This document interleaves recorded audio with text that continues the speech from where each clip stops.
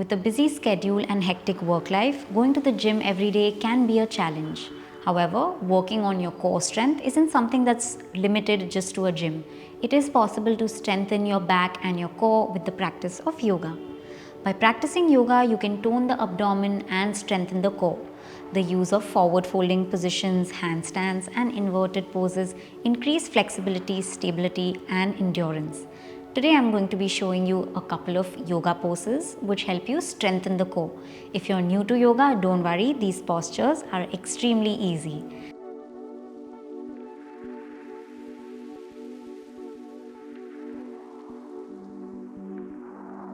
So, our first asana for today is Nokasana or boat pose. Nokasana is very effective to build core strength, stability and mobility. It also improves your balance and digestion. If you are a heart patient or have asthma, you should avoid practicing this pose. Also, don't opt for this pose if you are pregnant. Let's begin. Seated comfortably with your legs extended in front of you.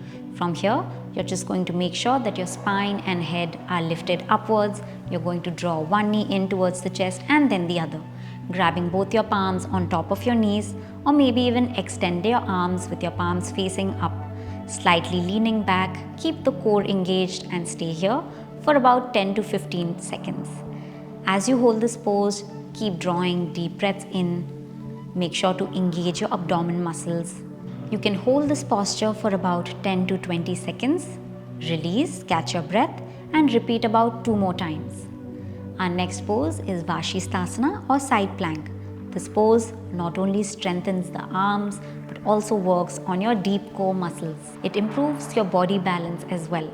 I would not recommend this asana if you're pregnant or if you have undergone an abdomen, shoulder or knee surgery. For the side plank, let's start in a high push-up position. Swing your entire body on one side, and once you have your balance on one arm, you're going to extend the other arm up. Make sure your entire back is straight and you're lifting the hips upwards, drawing the energy up towards the ceiling. Find your stability and let's stay here for about 20 to 30 seconds, switching sides and repeating the same posture with the other hand. Our last asana for today is Catur svanasana, or popularly known as Dolphin Pose. To get into Dolphin Pose, you're going to place your hands and knees on the mat. From here, just lower the elbows down on the mat slowly, keeping the elbows parallel to each other. From here, you're just going to tuck your toes, lift the knees and take your hips up towards the ceiling. The entire body should appear long and flat.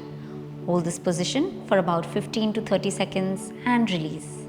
You can return to your original position and practice this about 2 more times. Dolphin pose is effective in strengthening the arms, the legs, and of course the core muscles. It also benefits the chest and the lower back. Constantly practicing this posture will help you get better and better at it.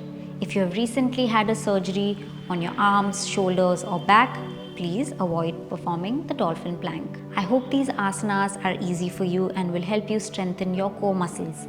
Keep following us for more yoga updates and learn new asanas each day. Thank you, and I'll see you next time.